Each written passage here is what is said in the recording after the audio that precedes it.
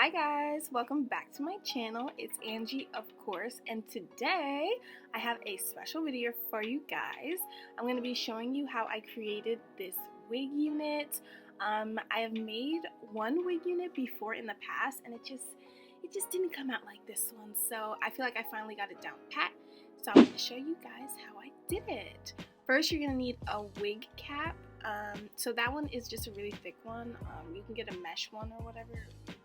You just need a wig cap, not one that's see-through or anything like that. So I'm just showing you the middle of the canvas head and then the middle of the wig cap. You want to match up the middle of the wig cap with the middle of the canvas head. Now in this part, I didn't really do that because I wasn't paying attention, but I end up fixing it later. I have some T-pins I'm going to use just to secure the cap onto the canvas head. This is so important because while you're sewing the hair down, you don't want to be like having it move all around and slide on you, because then that's going to affect how the wig comes out later on while you're working on it. So just be mindful of that. And here I'm just tacking down the cap in the back. I pull it down about an inch lower than it comes on the head because I was watching a video and it said to do that. So I don't know what to tell you. So here are my bundles. There's 22, 18, and 20. And then there's my frontal. My frontal was actually 16 inches. I did end up using an extra pack of 24 hair because I wanted it longer. And I ended up using all 4 bundles. So keep that in mind. Now here I'm just fixing the cap because I realized it wasn't in the middle of the head. So you just see me properly adjusting the cap to the canvas head, making sure everything is in the middle and straight. And by the middle, I mean there's like this really small seam. You can't see it in the camera really, but if you have a canvas head, you'll know what I'm talking about. It's a less prominent seam that goes right down the middle of the canvas head, and that's supposed to be the middle of your face basically if it was on like a person. So you want to make sure that you identify that when you're putting on the canvas, not the canvas. When you're putting on the wig cap.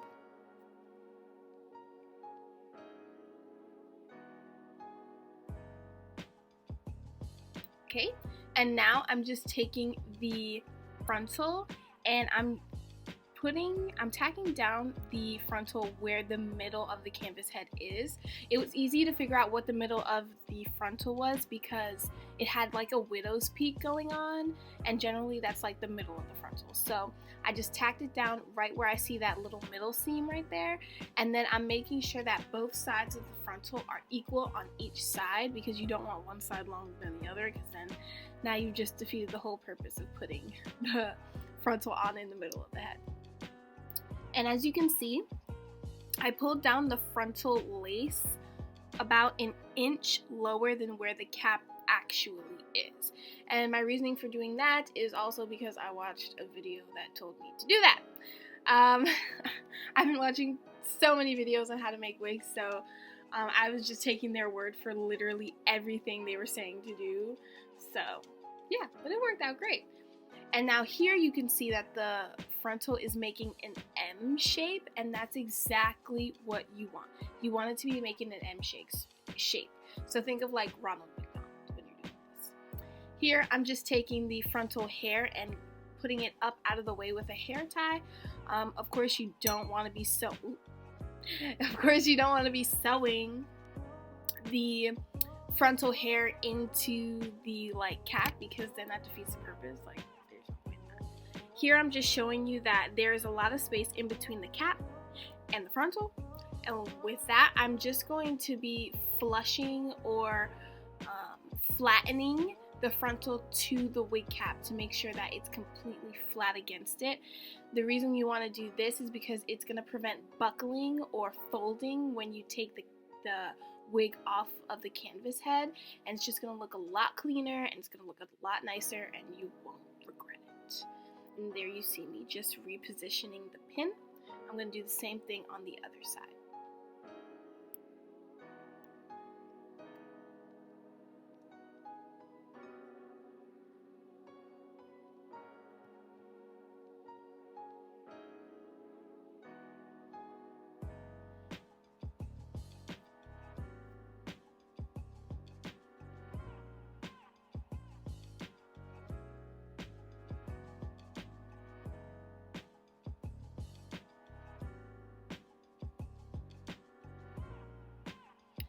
there you see my needle and thread. Here I have double threaded the thread into the needle, and then I'm just making a nice little knot at the end in between my fingers, just so that I have a knot so that it doesn't just slip right through the lace, because that would just be pointless. So I'm making sure that I have that nice little knot there, and now I'm making sure that each side of the thread is equal on each side of the needle just by running my fingers down it. And now I'm actually going to start sewing. So here I'm putting the needle through the cap, through the lace, through the loop of the thread, and then pulling until it's nice and snug. I'm going to repeat this process for the entire frontal, okay? The entire frontal. You want to make sure that you're making that little loop knot you see me doing there, because it's super important. This is going to prevent from from the thread unraveling while you're styling it and while you're brushing it and stuff like that, because it's super annoying when the thread starts to unravel, because then it's like it's on your head, so you can't really see it, and then trying to fix it is just ridiculous. So you really want to make sure that you're doing this properly and making sure that everything is nice and snug. And clearly I've speed up this clip. People always ask me like, oh my god, how'd you do it so fast? Like, no, I didn't do it fast at all. I just sped up the clip, so please take that with a grain of salt. It took me a very long time. I think it took me like 2 days to finish this wig. So please, I've sped up the clip. Just take your time and it'll happen. Here it was kind of getting a little messy, I'm not gonna lie, but at the end here I wanted to make sure that I was making tons and tons of knots, because the end of your thread is always the part that kind of messes up a little bit, so you just want to make sure that you're securing it very nicely against the cap. And then here you see me wrapping the thread around the tip of the needle. I saw some lady do this when she was making her wig, and she said it would be really good to do this. This part gets a little tricky because it knots like before you can even pull the thread snug, so just be careful with that. But if anything, it just made a knot, so I mean, it shouldn't come undone. Maybe it's a good thing, I don't know. But yeah, I keep going over the same spot over and over and over again, just to ensure that it will not come undone.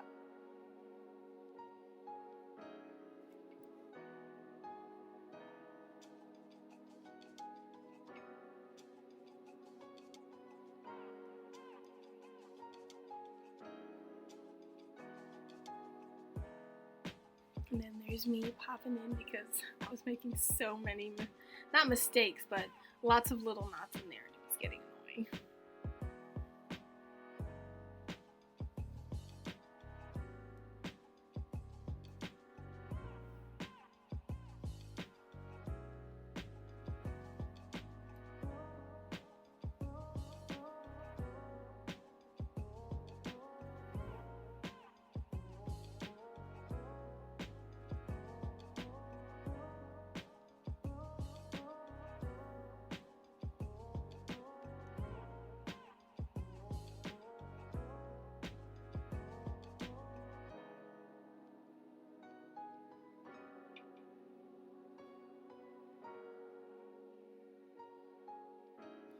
Now I'm finally at the end, so I'm cutting it, and then I'm going to tie about 2 to 3 knots with the rest of the thread, and I'm going to cut that extra thread off and then move on.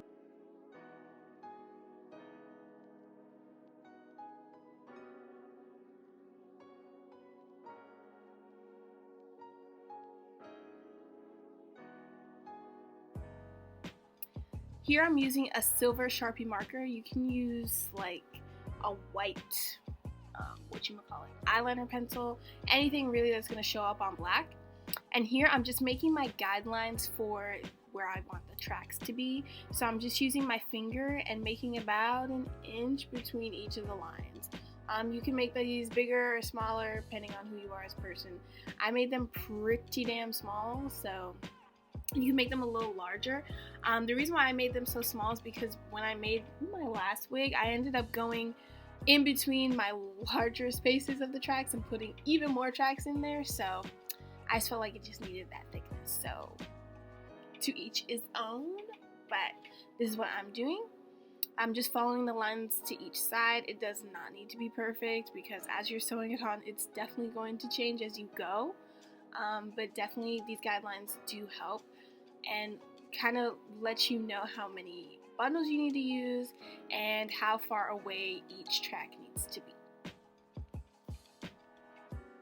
As I get to the top of the head, on the sides, I kind of make straighter lines, and then you'll see later on in the video how I do like more to the top of the head.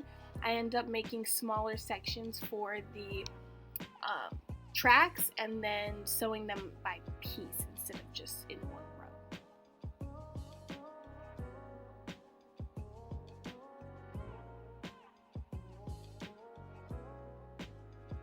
Here is my first bundle. Now that was the bundle of 24 that I wanted to use just because I wanted it to be longer. I like length, honey. I like hair down to my butt. So now I'm just kind of sizing it up. I'm about to pin it down with the tack that I have. I'm putting the tack through both pieces of the hair. I'm double wefting the hair, I guess you could say. So the bundle is like doubled up, and then I'm gonna put the tacks through both of those tracks because I need it to hold both of the tracks up so that I'm sewing the tracks in the same way. You don't want it to be messed up, especially this part. So here at the beginning of each of the tracks I'm sewing down, I'm making sure that I'm taking the needle and thread through where the track is sewn on both of the tracks. And the reason for that is just so that it's harder for the thread to come out. Just in case it does end up unraveling, it's gonna be very, very, very, very difficult for the thread to come out because it's so tightly bound in between the weft of the track that it'll practically be impossible for it to come out. So I do that about 2 to 3 times in the beginning and then 2 to 3 times at the end. And then in between the middle, I just go underneath both of the tracks and then on top of, and then sew it regularly because you don't really need to worry about that in the middle, and it will take you literally forever to finish that if you're going through each of the tracks like I just explained. It'll take you like 4 days, I promise. So here you just see me at the end going through both of the tracks, making sure everything's secure, making my knots, looping and all that, and pulling nice and snug so that, or snug, not slug, so that it's tight and it won't unravel. And then I'm also making my knot, as you can see. Same old deal as the top, just a different piece of hair.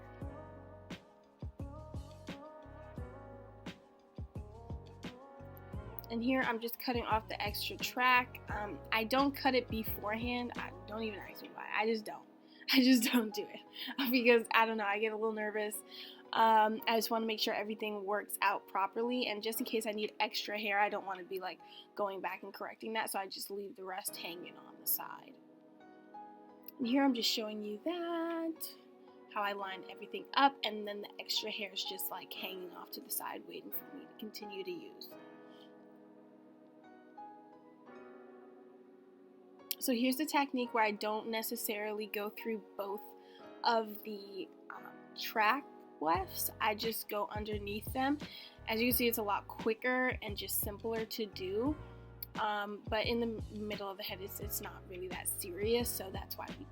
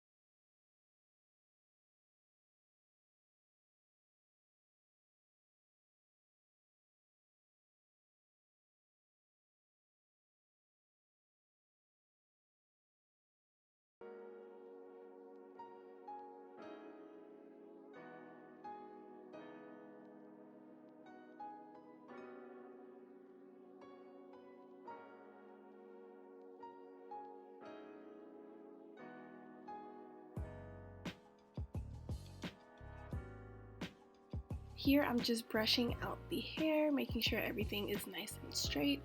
I just do this every couple of rows because I just do it. It's fun to play with. Here I'm finally at the top of the hair, and I'm taking the shortest bundle, which is 18 inches, I believe. Same process basically, lining it up, pinning it down, and then I will be sewing it through, making sure that there's no hairs where I'm going to be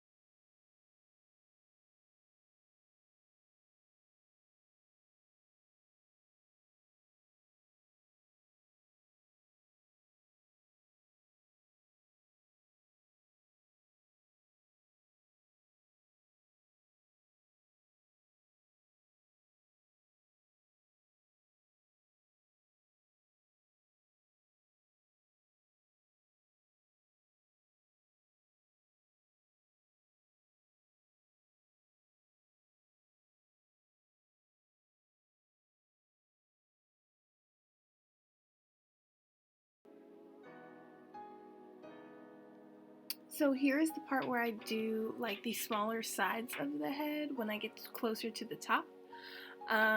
So I just cut out a smaller piece. The weft is not double it anymore. I just took one track of hair and cut it down really small so that it would fit in that one piece, just because I didn't want to leave like a hole there, because you know, if you feel up on your head you'll feel like a hole and it'll look weird. So I'm just sewing that down with the same process and just making sure that it lays flat against the cap.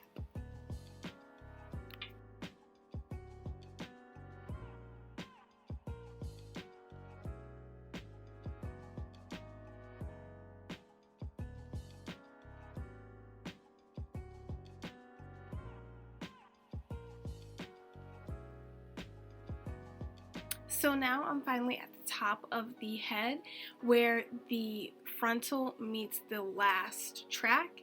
So here I'm making sure that I'm going through the track, through the bundle, through the cap. Wait, I said that wrong. I'm going through the track, through the frontal, through the cap, and then making a loop. Now I'm going through the track like weft, where the track is sewn at the top, for the entire way across the frontal. And the reason for that is because you don't want anything to come unraveled. It just adds that extra security because you want everything at the top of your head to lay pretty flat and snug. So the more security you add by going through the actual weft helps so much more. So that's what I do for the entire way through.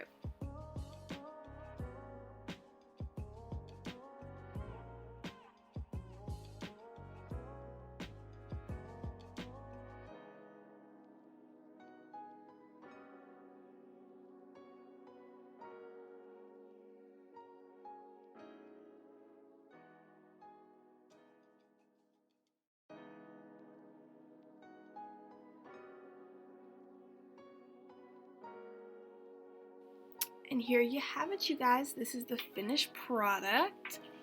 Very fluffy, bouncy, and full. I love thick wigs, so I always make sure mine are really, really thick because I don't know. I have thick hair naturally, so to see like a thin wig, it just weirds me out. But yeah, this is the finished product. In the next clip, I'm going to be cutting off the extra wig cap that is underneath the lace because clearly you don't want that to stay because that kind of defeats the purpose of making it look like it's coming out of your scalp. So as you'll see here, I'm just going a little bit above the line where I sewed and just cutting off that excess that's not sewn down.